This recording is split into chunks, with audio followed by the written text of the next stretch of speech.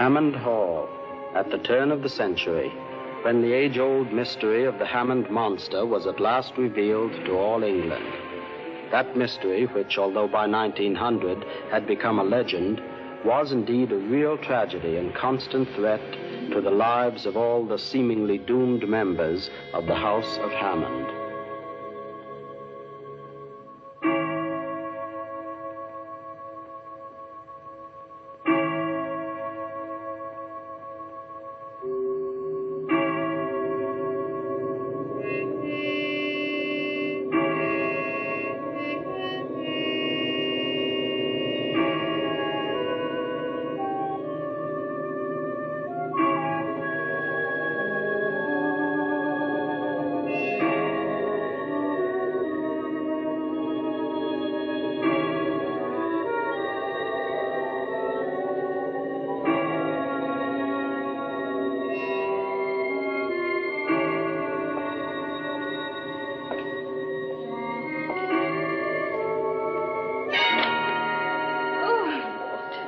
I beg your pardon, Miss Helga.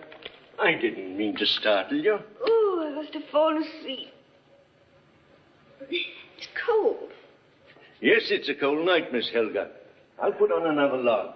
Don't bother. It's 12 o'clock. I'm going to turn in. My brother come in yet? Not yet. He's very late. He and Dr. Colbert probably got to puttering about the laboratory and forgot the time. Don't worry. He'll be along directly.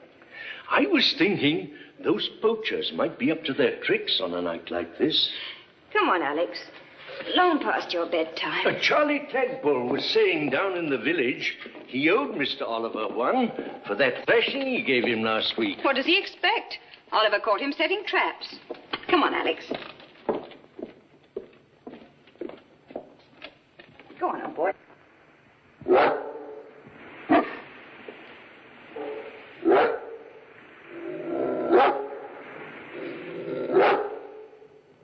What's the matter with him? Sometimes dogs are smarter than folks. Oh, nonsense. He's just smart enough to prefer sleeping by the fire to the doghouse. Go on to bed now. Behave yourself. Hurry up. How big and bright the stars look tonight. Aye, and there's frost on the ground, too. It was just such a night when some madness... So that's what's worrying you. Don't be silly, Walton. I only hope Mr. Oliver doesn't take the shortcut back. That path by the edge of the cliff. Why shouldn't he?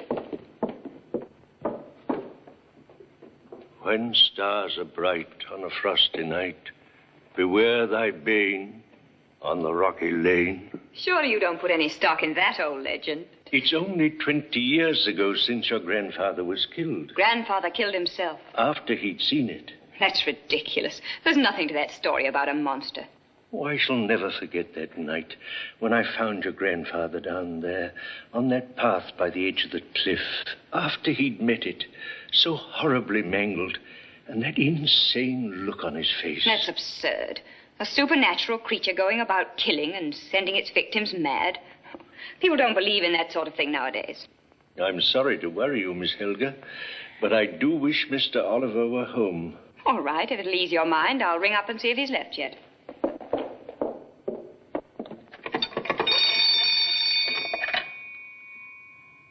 Would you please get me Southdown, 236?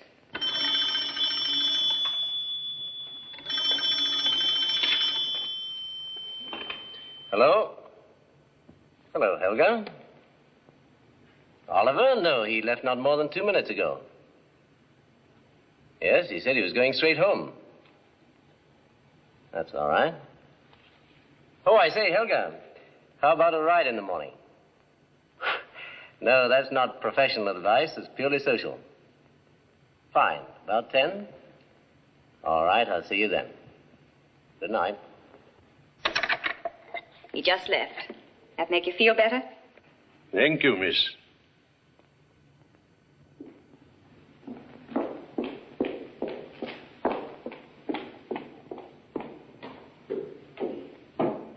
Good night, Walton. Good night, miss.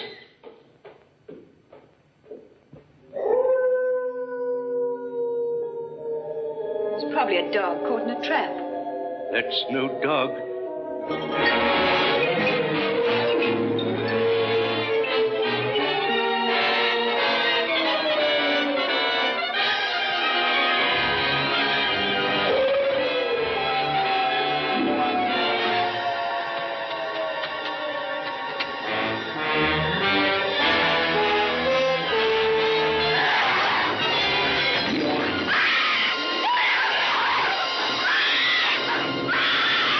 Something is going on down there. Miss Hammond, it's the monster. Killing Mr. Oliver, most like. Horrible it were, like a dog. Get a hold of yourself, Will.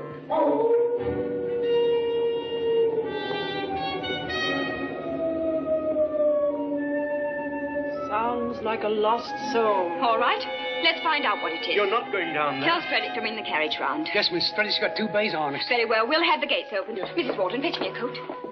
Don't stand there gaping as if you'd seen a ghost. But, Miss Helga, no Hammond ever ventures into the rocky lane on a frosty night. You've been doing your best to persuade me my brother's ventured down there.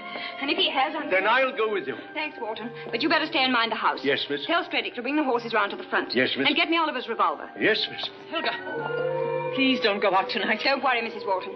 I'm sure there's some rational explanation for all this. But if there is anything out there tonight, I'd like to get a crack at it. And I'm a jolly good shot. I'll drive them, Stredick. Get in. But, Miss Helga. Come on, Alex. Good boy, Alex. Maybe you can help. Get in the back.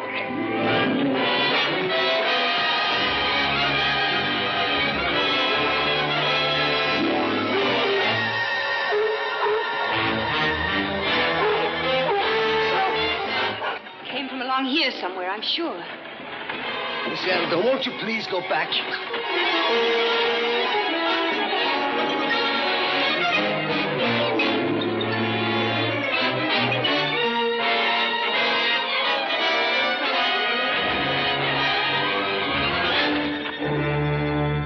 Give me a lantern. Yes, miss. Let me have the lantern. I'll go ahead.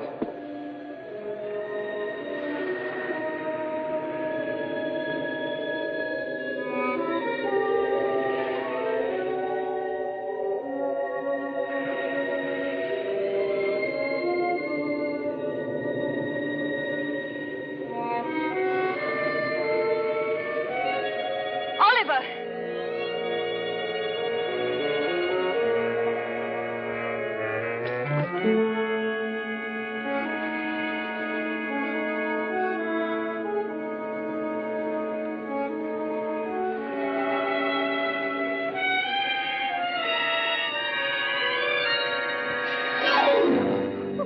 It was only a rabbit. Oh, it's a bit scary down here. Oliver! Oliver!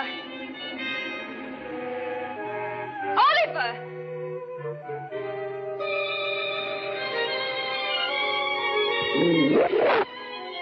Alex!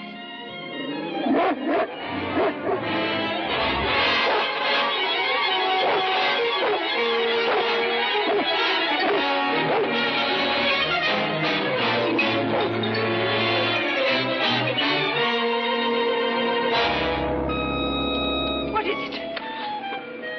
Mr. Oliver's dog. A spaniel? Is he dead? Horribly. His whole body is twisted and his hind legs have been... Miss Helga, now won't you go back? Not until I find my brother.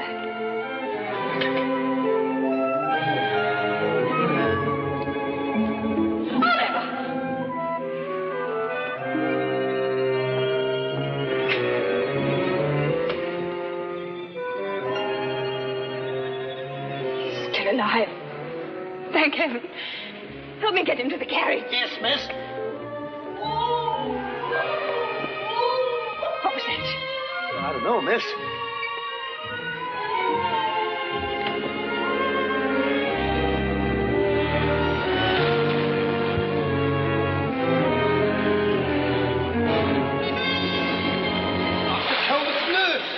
Kate O'Malley.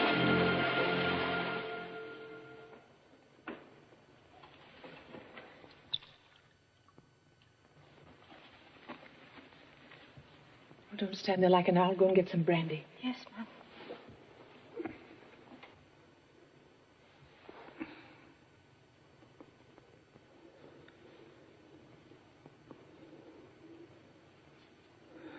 Hello, Helga. Let me get into bed. I found you in the lane on the cliff and brought you home. In the lane? But how did... I don't remember.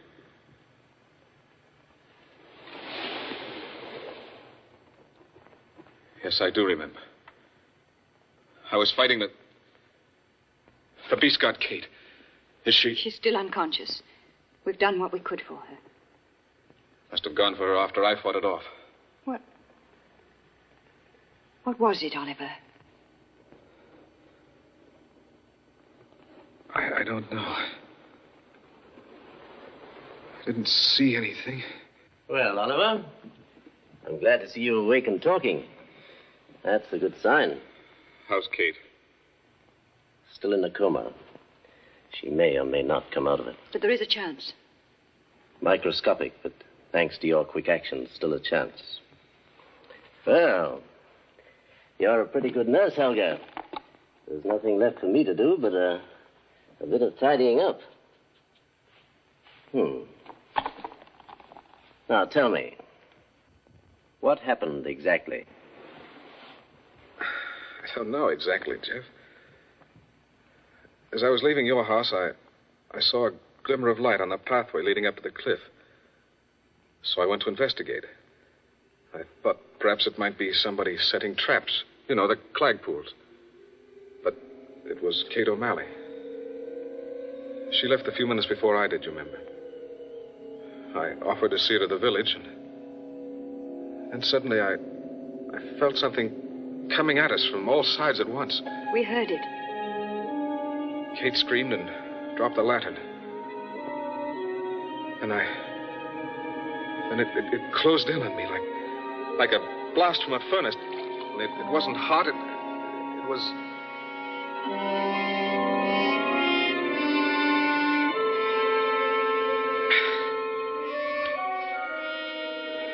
It was simply horrible.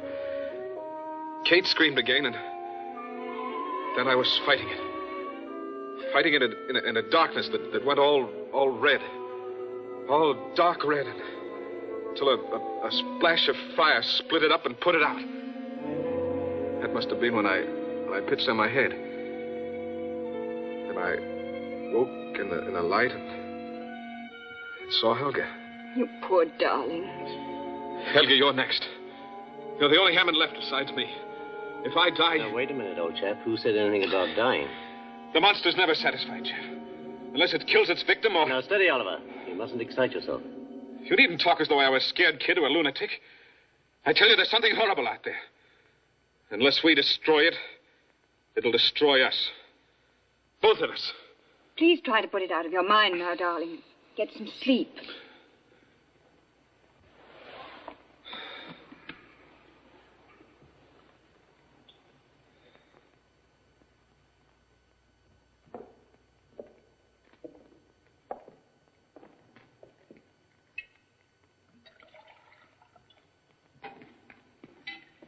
Here, drink this.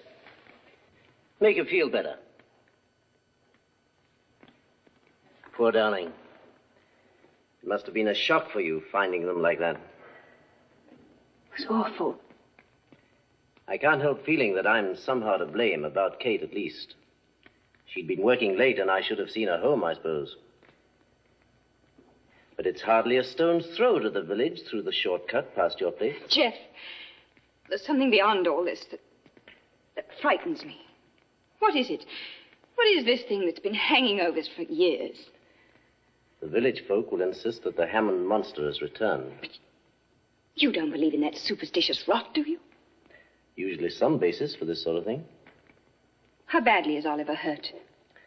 His wounds are deep, but not serious. Fortunately, he's got excellent recuperative powers. What about his mind? Seems unaffected. Most anybody might be liable to forget exactly what happened after a blow like that on the head. Haven't you any idea what sort of a creature made the wounds? Oliver and Kate are badly mauled, but there's no distinctive mark to indicate exactly what attacked them. It could have been a ferocious dog, of course. Those poachers have a couple of huge vicious hounds. Now, look here, darling. Why don't you forget about this tonight and try to get some sleep? I'll run along. I'm sure by tomorrow the police will find out what it was.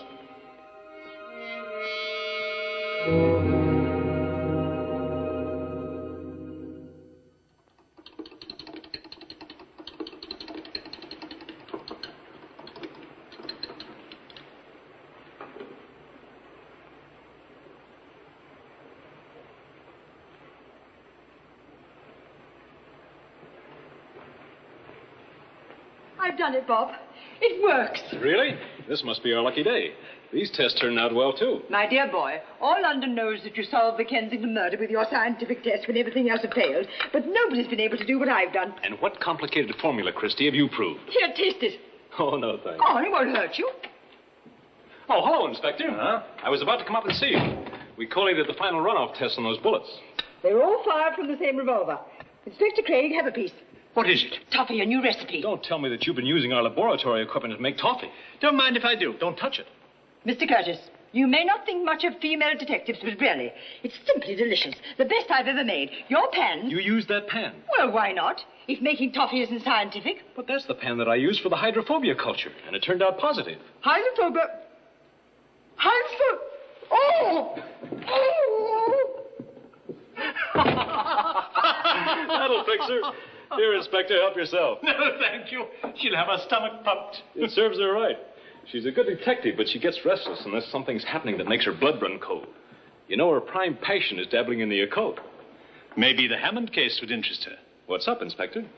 Nothing tangible yet, but I'd appreciate it if you'd look into it. You might solve something there with these gadgets of yours that's baffled us for a long time. If those are orders, Inspector, I'm ready. Christie and I could do with a weekend in the country. I think it'll take longer than a weekend, and it might turn out to be rather dangerous. Well, if you're thinking about Christie, don't worry. She thrives on goose pimples. Don't laugh at me, Bob. But I sometimes think that there are some things that can't be explained in the ordinary way. And I want to warn you. You'd best be prepared to cope with something perhaps supernatural. Oh, but Inspector Craig. I know what you're going to say. There's no such thing, that from the viewpoint of science, all phenomena have a material basis. I've never yet met a case of ghostly interference that wouldn't stand investigation. That's why you're the man for the job. Miss Hammond's waiting in your office, sir. Coming. Here, read the report of the case and then come up. I want you and Christie to look the Hammond girl over. Right.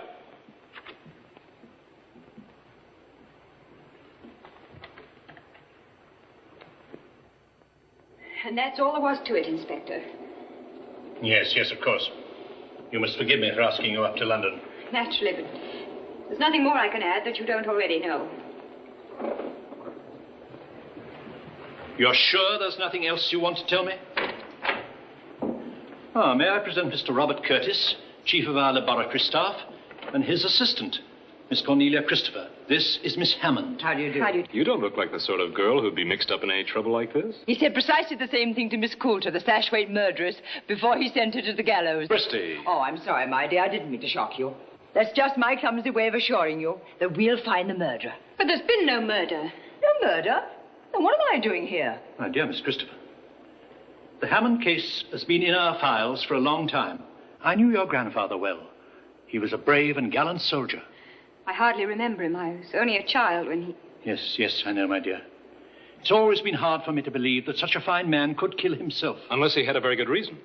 Miss Hammond, Scotland Yard has no desire to pry into people's private lives. But we'd hope that you'd tell us about the monster. A monster? Now we're getting somewhere. There's no such thing. But there is a legend. Yes.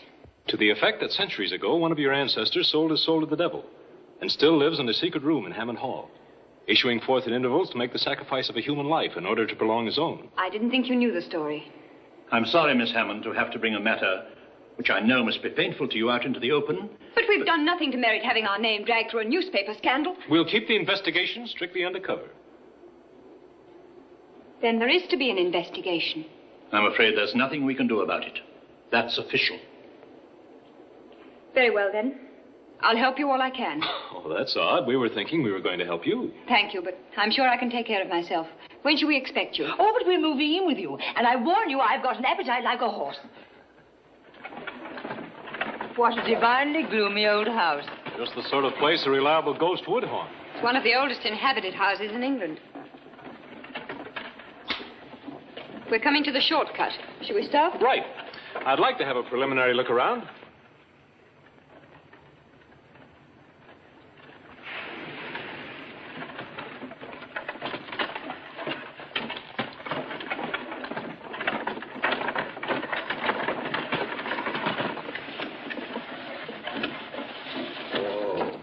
Want to come along, Christy? No, if you don't mind. It's much too early in the day to tax my poor brain. Dear, run me up to the hall, will you? Delighted.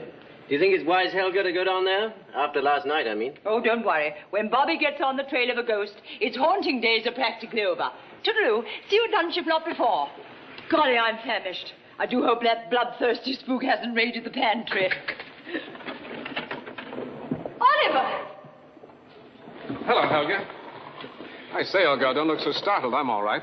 I woke before the scheduled time, and even Jeff had to admit there was no necessity for my staying in bed. Oh, I'm sorry. This is my brother Oliver, Mr. Curtis from Scotland Yard. Glad to see you, Mr. Curtis. Oh, it's a bit late to do anything for poor Kate. No, she's alive, but still in a coma. Even if we find the answer to this, it won't help her much, I'm afraid. I see the local police are already on the job. Yes, they just got here. Not even the constable would venture out in these parts until broad daylight. I tell you, was those clad fools. No, Warren, we can't jump to conclusions. We haven't found any tracks, neither of them nor their dogs. Constable, this is Mr. Curtis. Oh, Mr. Curtis. I've been expecting you, sir. Well, I got your wire, sir. And nothing's been disturbed. Interesting case you have here, Constable. I wouldn't exactly say that interesting's the word, sir. What about those poachers, Constable? Well, it could have been them, of course. But I'm afraid we're dealing with something more serious than a couple of poachers. Have you examined the spaniel? We have that, sir. No teeth marks or other clues as to the nature of what attacked him, I suppose? No, sir. Strange he didn't warn you of the approach of your assailant. I know it sounds fantastic, but is there a possibility he didn't see it? Well, even a supernatural being would have to take on material form in order to inflict such serious injuries. Oh, I think perhaps we can find an explanation for all this without calling in spooks. Could you tear a dog that size to pieces, Constable? Well, perhaps not. 2 men could between them. Or perhaps a large animal. Oh, I might say yes, but nothing that size has passed through here lately.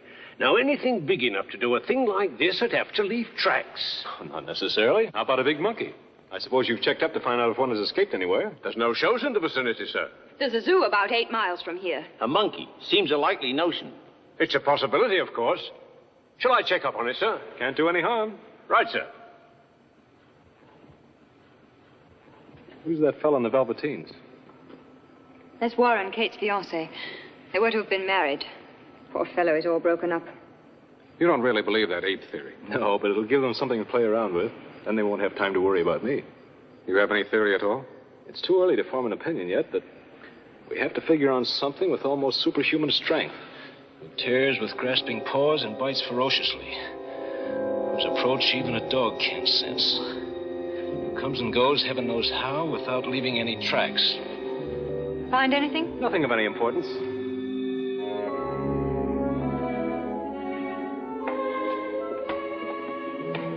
Mr. Curtis and Miss Christopher will be stopping with us a few days, Walt. Yes, sir.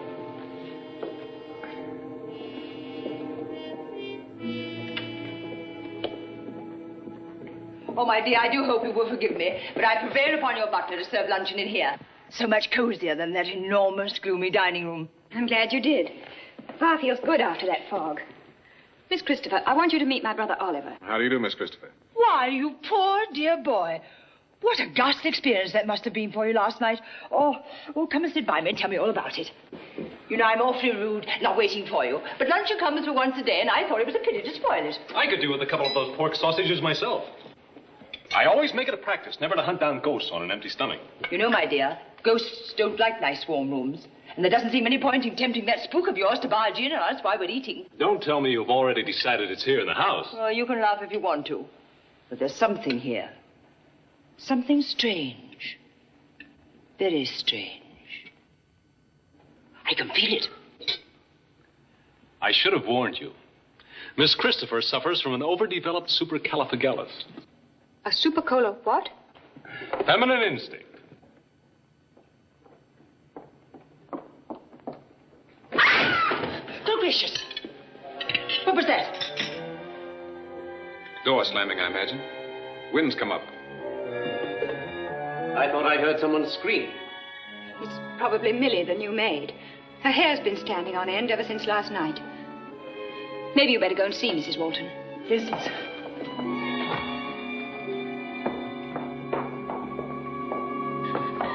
Millie! Oh, what's the matter with you? The monster! It's here in the house! Are you out of your mind? I tell you, it's here in there! It slammed the door right in my face! Be quiet, girl. You don't know what you're saying.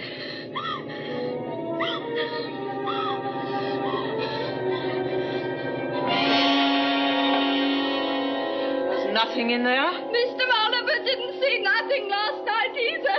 I tell you, there's something in there, even if there ain't. Oh. What was that? I don't know. Whoever was that? Clanking chains. What did I tell you? Seems to be coming from the direction of the crypt. There's a crypt in the house? Yes, down in the cellar. Sir Magnus is buried there. Let's have a look around. Splendid. Maybe we'll catch the ghost with his shroud down.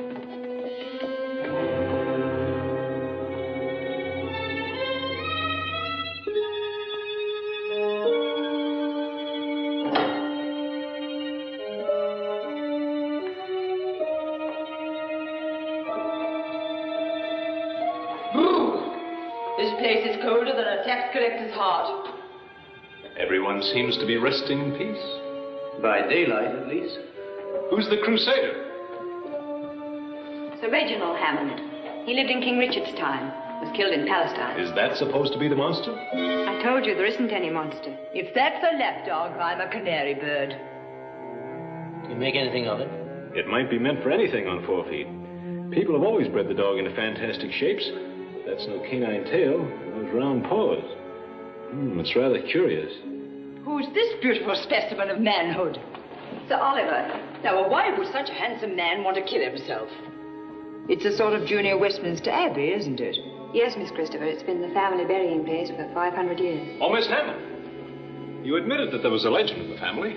Why not trot it out so we can all have a look at it? I've told you everything I know. You didn't tell us about all these ancestors of yours who were killed by this so-called monster. Or who killed themselves after meeting it. Why do you insist on hiding it? Now, look here, old man. Is there by any chance a reason why you don't want this brought out in the open, Dr. Coleman? Certainly not. I'm only thinking of Helga. She's had enough to worry her since the other night, and I see no point in upsetting her unnecessarily. It's all right, Jeff. I'm sorry, Miss Hammond. I don't mean to distress you, Exactly what is it you want to know, Mr. Curtis? Well, for one thing, what about this chap who sold his soul to the devil and is said to live in the secret room? That's nonsense. There is a secret room in the cellar. There's nothing in it. How do you know? I've been in it. Lately? I say, Curtis, this isn't a court of law, you know. The room's been untouched for centuries. We finally locked it up several years ago. Mind if I have a look at it? Not at all. The key right here. Come along.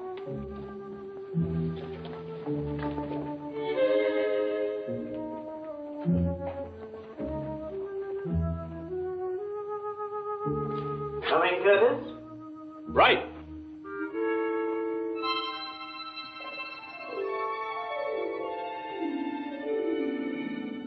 They're going to the secret room.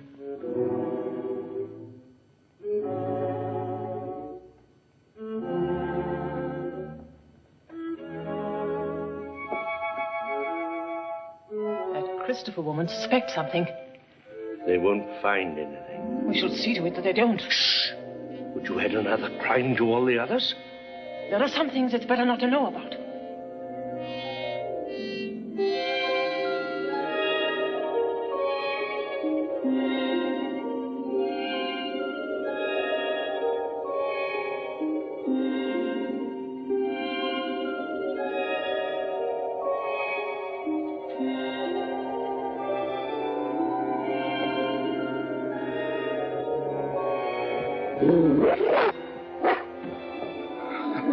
I say, Alex, what are you doing here? You rascal, you scared us.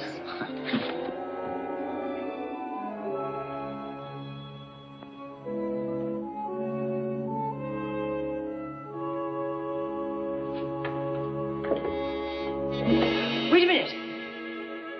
There's someone here. Someone besides us. Barton, what are you doing here? I beg your pardon, sir. I didn't mean to startle you. I was on my way to the cellar to get some wine for dinner. I wish you'd stop sneaking up on people like that. Can't you cough or sneeze or do something? Let a person know you're about? Yes, sir. I'm sorry, sir. It's just an excuse to keep an eye on me. Probably expects me to go out and hang myself at any moment. Oliver! Don't worry, darling. I'm much too fond of this old earth. Creepy sort of a chap, that Walton. He may seem odd to you, but he's really a very kind, fatherly person. Has he been with the family long? Oh, ever since I can remember. He seems to have something on his mind.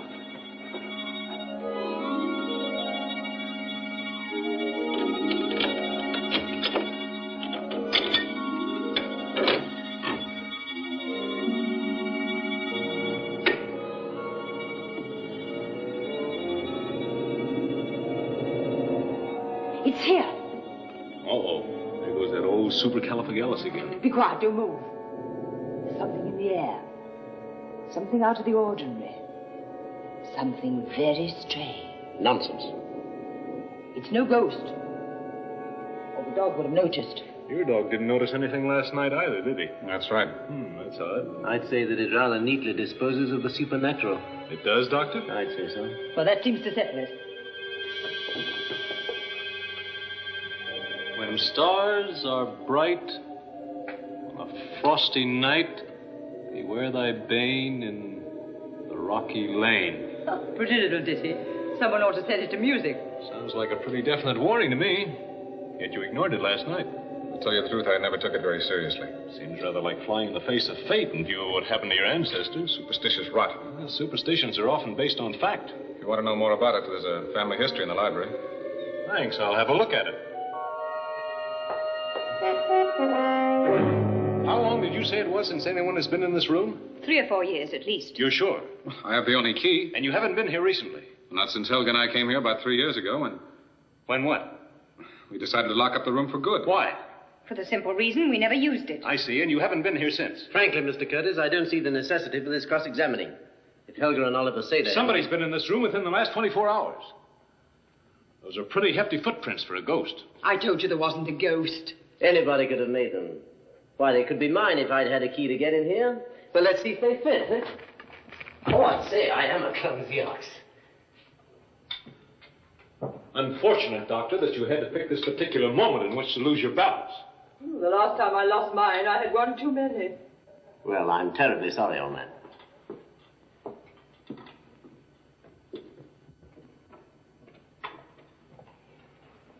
Why don't you send this fellow Curtis packing?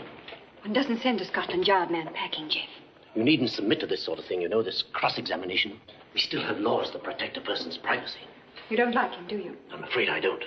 Look, Jeff, you deliberately smeared those footprints. Why did you do that? Don't you realize they might have been anybody's? Mine, Walton's, Oliver's? Why should we let this detective involve innocent people in an investigation that's entirely uncalled for? Mr. Curtis is trying to help us. And if we can help him... Oh, Miss Hammond!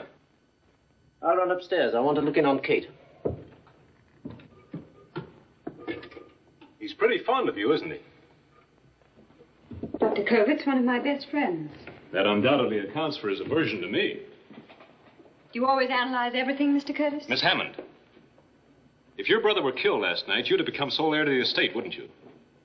Why, I suppose so.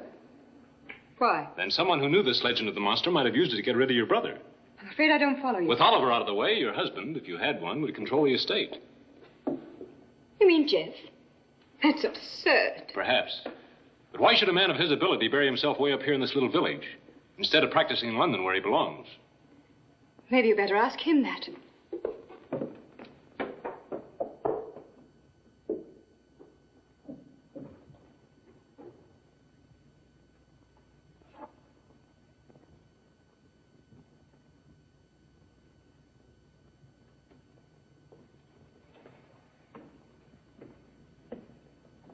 Oh, Doctor. I wanted to get that book Mr. Hammond mentioned. Do you happen to know where it is? Why, yes, in this bookcase, I believe. That's curious. Used to be right here. I've seen it often. Looks like somebody else is interested in the history of the Hammond family, eh? I may be mistaken. I thought it was there. Perhaps you better look around. Or perhaps that's just one more thing I'm not supposed to know about. I remember now. You practiced in London a couple of years ago. Specialized in nervous diseases. Yes, that's it. You're a brain specialist. I've had some little success in that line, yes. Why did you leave London? Now, look here, I resent your attitude. My affairs happen to be my own business. Now, thank you to bear that in mind. Sorry, Doctor. But whether you believe it or not, I'm trying to help Miss Hammond and her brother. And I have a feeling they'll need help. The best way you can help them is to go back to London. Dr. Cupboard, I'll make a deal with you. You tell me frankly what you know about all this, and I'll drop out. I'm sorry, I can't do that. Have you any objection to telling me where you were last night? I was in my laboratory. I see. I talked with Helga on the telephone not 2 minutes before. That's true, Mr. Curtis. Are you positive it was only 2 minutes, Miss Hammond? Things happened pretty thick and fast about that time, you know. You could have miscalculated. Walton was right in the room with me. He'll verify it. I expect he would. Dr. Copper, come quick. It's Miss Kate. The girl's dying? I'm afraid so, sir. Mr. Curtis, there's one thing I feel you ought to know. Yes? The other night, Mr. Oliver and Miss Kate were mauled and scratched as if by some wild beast. That wasn't everything. Go on. You know that Miss Kate hasn't come out of it. But she isn't just unconscious. It's as if she was, well, paralyzed or drugged. Dr. Cooper tell you this? No. I could tell by the look of her. I know about such things. But if you don't mind, sir, Ralph, you didn't tell anyone. I won't unless I have to, Mrs. Walton. And thanks.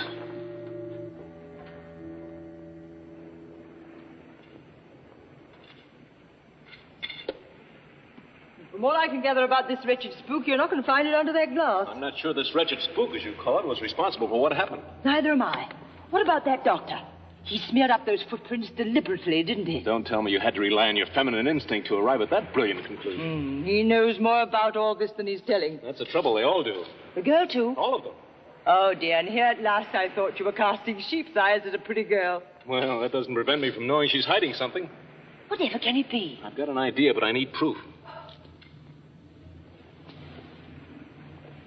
Would this interest you? I don't know. Looks like a tuft of hair. The dog's? I don't think so. It's too coarse. But what do you make of this? Oh, it looks like a scrap torn from a muffler. That's what I made of it. Whose do you suppose? That, my pet, is for you to find out. Do you mean to say that I've got to steal every woolen scarf in the neighborhood? And without anyone catching you at it. A fine detective you're making me. Turning me into the thief.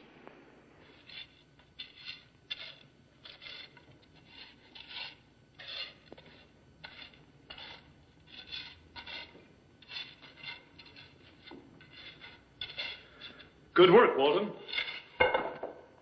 I wasn't aware. That you were being watched? You did a very thorough job, Walton. You needn't look so guilty, you know. You'd make a very poor accomplice. Accomplice? Come now, out of it. What were you burning? Waste paper. We always burn it. In this room? That won't do. You went out of your way to burn something that you wanted to get rid of. You chose this room because you thought you wouldn't be seen. Yes. It wasn't waste paper at all, was it, Walton? No, sir. It was something you didn't want me to find because you thought it might incriminate you. That's not true, sir. It was... I'm sorry, sir, but I can't say it. You realize this puts you in a very serious position. Walton, I'm sure that you've given long years of service to the Hammonds. I know that you'd do anything in the world to help them. Why won't you let me help them? Mr. Curtis, leave Hammond Hall. Go back to London. Before it's too late. Too late? What are you keeping from me? There's some things that are beyond the understanding of us who live on this earth. You're not safe here. Miss Christopher's in danger, too. Won't you go back? I'm sorry, Walton, but we've a job to do here, and I mean to see it through. Very good, sir. No one can say I didn't warn you.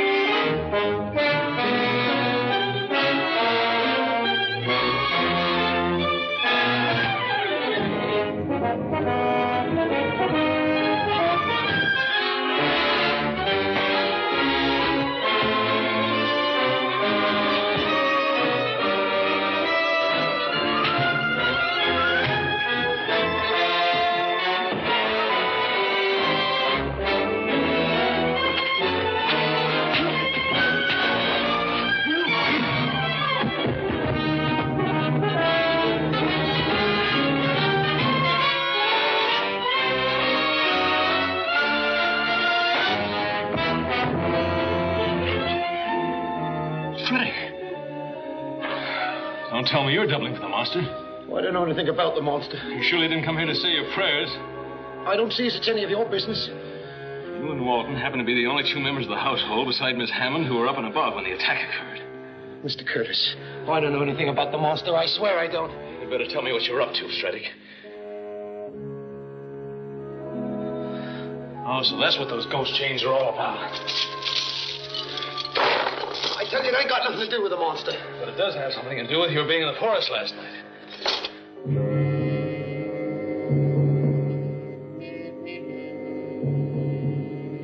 Is she? Yes, she's gone. Body will have to remain here till the police complete their investigation. We better tell the others.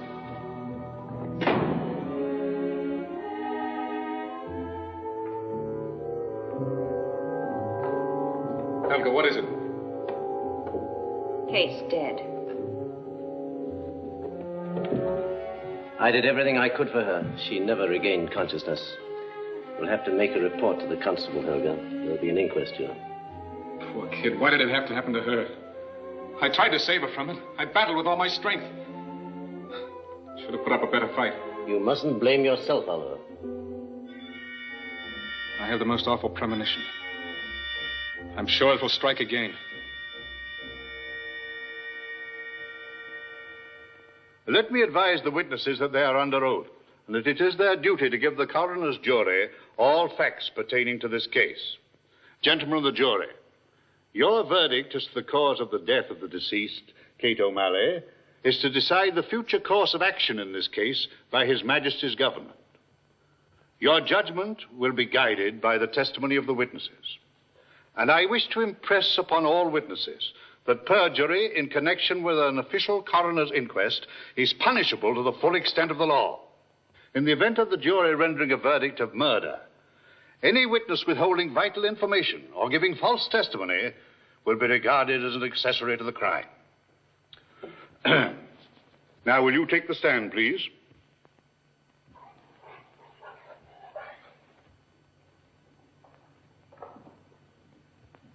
Your name? Charlie Clagpool. The constable report states that you and your brother Tom were unlawfully setting traps when the fight in which you received a broken arm occurred. We was in the woods, all right. We didn't kill Kate O'Malley.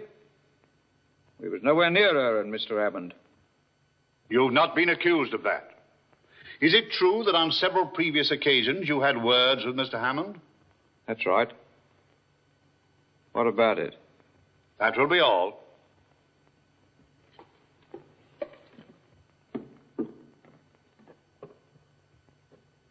Mr. Stredick, take the stand. Yes, sir.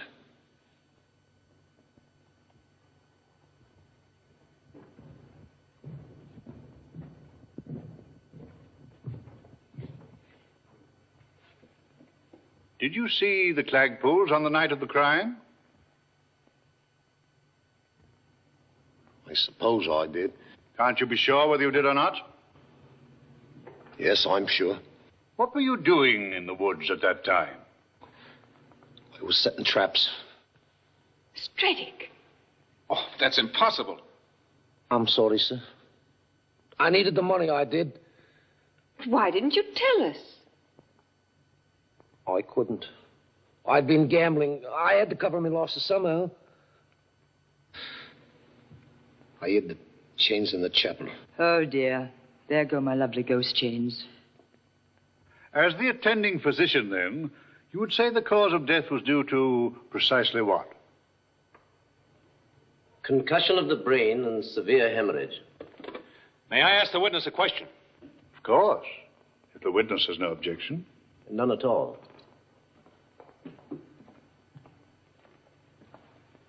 Dr. Colbert, were there any contributing circumstances other than those you just mentioned? I don't know exactly what you mean. The deceased was in a comatose condition all the time prior to her death? Yes, she never regained consciousness. Could this have been caused by anything else besides a blow in the head? From a medical viewpoint, that's possible, but hardly probable. My examination... I'm not questioning the competence of your examination, Doctor. I want to know if Kate O'Malley had been drugged. Definitely not. Thank you, Doctor. That's all I wanted to know.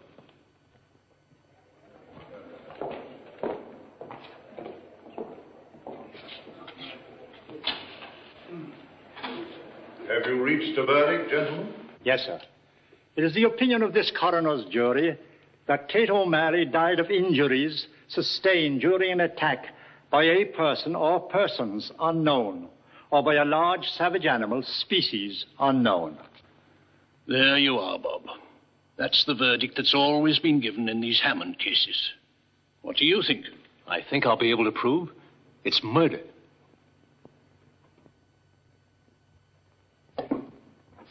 Curtis, we can't touch the body. What body? Kate O'Malley's. Those villagers are a superstitious lot. They're convinced that there's something supernatural about it and they won't budge. But I've got to get a blood specimen. Kate O'Malley's parents have a legal right to refuse permission for an autopsy. But perhaps Dr. Covert... No, not a chance. He ascribed death to normal conditions. Well, maybe it was a blind alley anyway. However, here's something that will interest you. Will you draw those blinds? Yes. We traced down a bit of cloth to a missing scarf, Oliver Hammond's. I've a hunch that Walton destroyed it. Walton? Why? That's what we're going to find out. Now, what did I do with that bit of cloth? Well, here it is. Oh, yes. First, we take a sample of the thread. Then we incinerate it, thus. Place it in this tube.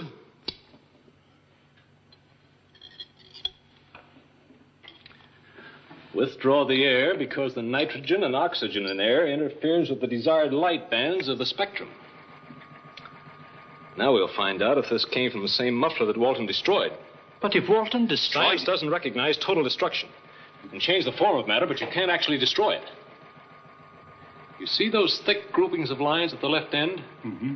That indicates that the wool was dyed with one of the coal tar dyes of the paramino complex. Do you mean it's an unusual sort of dye? Precisely. The phenolin dye is unstable and hard to handle. That's why its use is generally avoided. Actually, it's toxic, poisonous. Is that why you asked if that poor girl had been drugged? On the contrary, I'm positive this has no relationship with Kate O'Malley's condition. I'm only trying to prove that this bit of cloth was torn from Oliver's muffler. This contains a sample of the substance that Walton burned.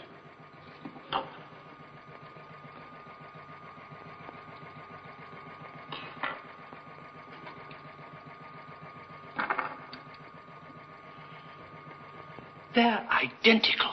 Then it was Oliver's muffler that Walton burned. Yes. I've seen that look of yours before, young man. I'm willing to wager that you've about got your man. I'm not convinced it is a man. A woman? Animal, vegetable, or mineral? It could have been a wolf. Now, listen. There have been no wolves running wild in England since the Middle Ages. That's what stops me. But what do you make of this? I found this during my first investigation at the scene of the crime. Obviously the hair of a large animal. A dog, perhaps. All right. Get the spectrum slide of wolf's hair out of my case while I mount this.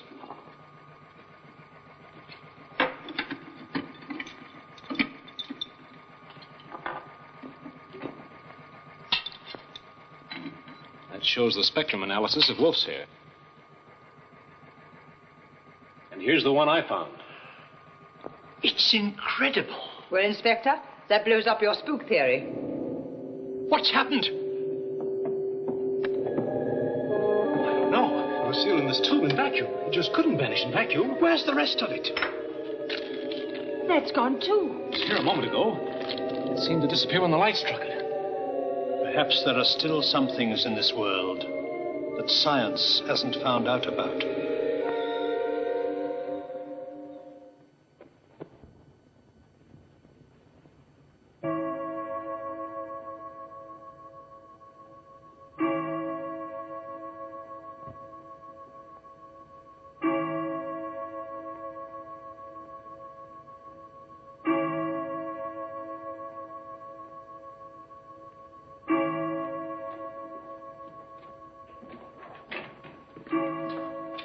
Everyone gone to bed, Walton?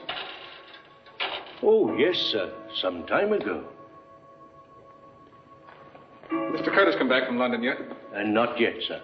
Miss Christopher said he would arrive on the late train. Oh.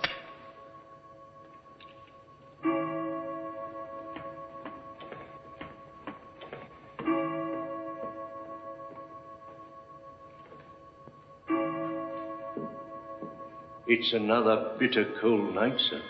Yes.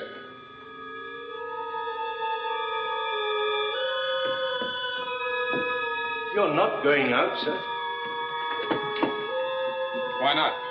There's frost on the ground. Nonsense, Walton. I'm only going down to see if the gate's locked. Oh, but, sir... Stop worrying, Walton. I shan't go near the rocks. I've no wish to precipitate another tragedy.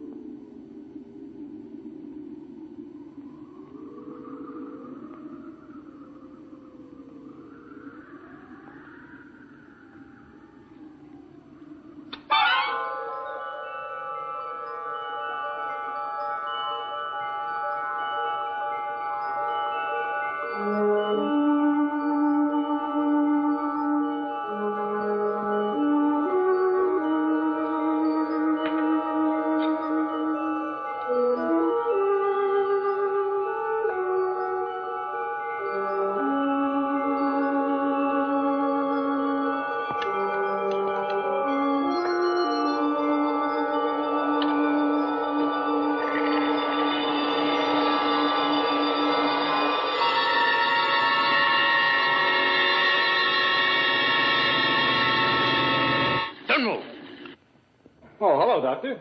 Come on in. What the devil are you up to? Forgive me, old man, for breaking in this way. I had to make a blood test.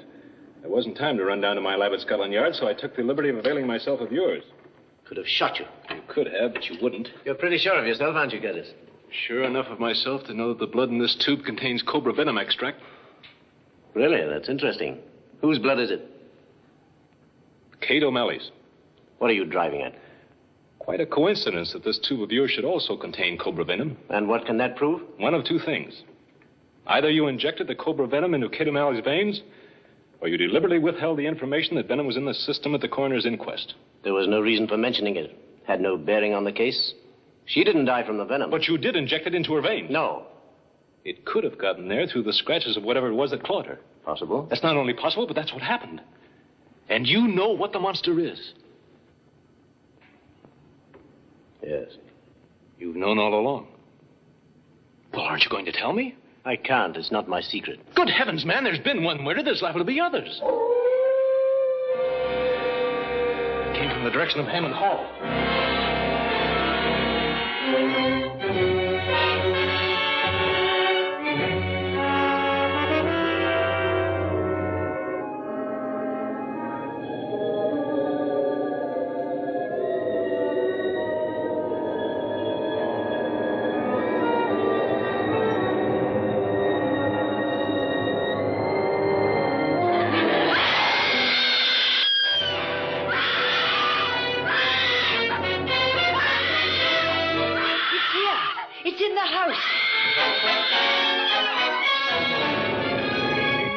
Helga's room. There!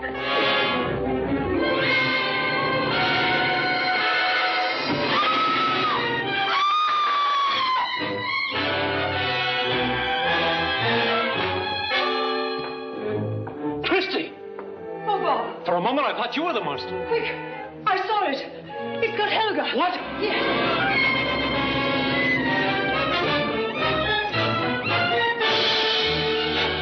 Mr. Curtis sent for us.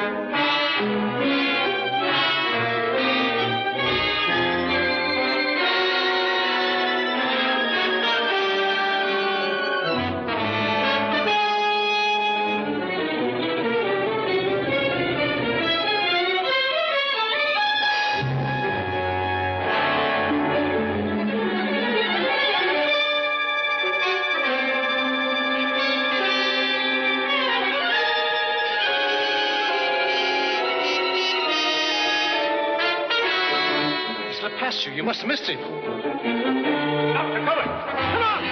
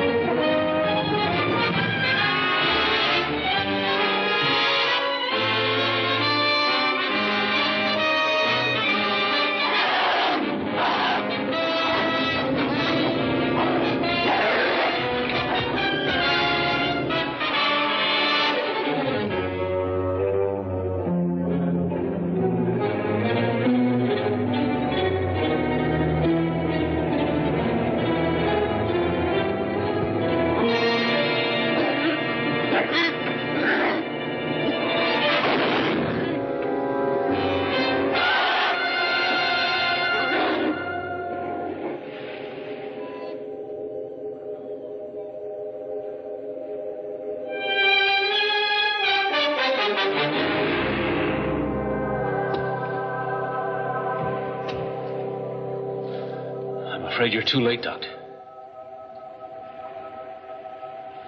God rest his soul. Amen. From a medical point of view, it was a rare case. You would hope to cure him, wasn't that it? I've been working on the theory that the shock of the cobra venom would eventually straighten out the dreadful kink in his brain. Which he had inherited from his ancestors. Precisely. Didn't he suspect that he was a victim of lycanthropy? No. In cases like this, the patient must never know. He thought he had a nervous affliction. In the Middle Ages, they called such men werewolves, didn't they? No, Christy. No, she's quite right. You could put that in the report. It was a form of mania that caused his victim to imagine, consciously or subconsciously, that he was a werewolf. That book telling the history of the family had a hint in it. Oh, so you were the one who stole it. Yes, I'd hope to keep you from finding out. That their ancestors were balmy. Well, let us say, rather, that their ancestors handed it down from father to son throughout the ages. It appeared only in the men of the family, and only when the victim was out on a frosty night. They guarded the secret very carefully. But the butler knew about it. We know that now. That's why he burned Oliver's scarf. It had been torn to shreds by his dog. He was afraid we'd learn the truth, knowing that a faithful dog never attacks its own master. Oh. You know, Doctor, there were times when we were about to put the handcuffs on you. Yes, I had to take that risk. Well, I'll be running along now to see how Helga is. You have all the information you need? Thank you, Doctor. My report is complete. Goodbye. Goodbye. Goodbye. Goodbye. Quite a fellow. Oh, my goodness. Now what? I just happened to think. I was sleeping in the next room the night that wolfman grabbed his sister. What if he'd grabbed me? Don't worry, Christy. Wolves will never bother you.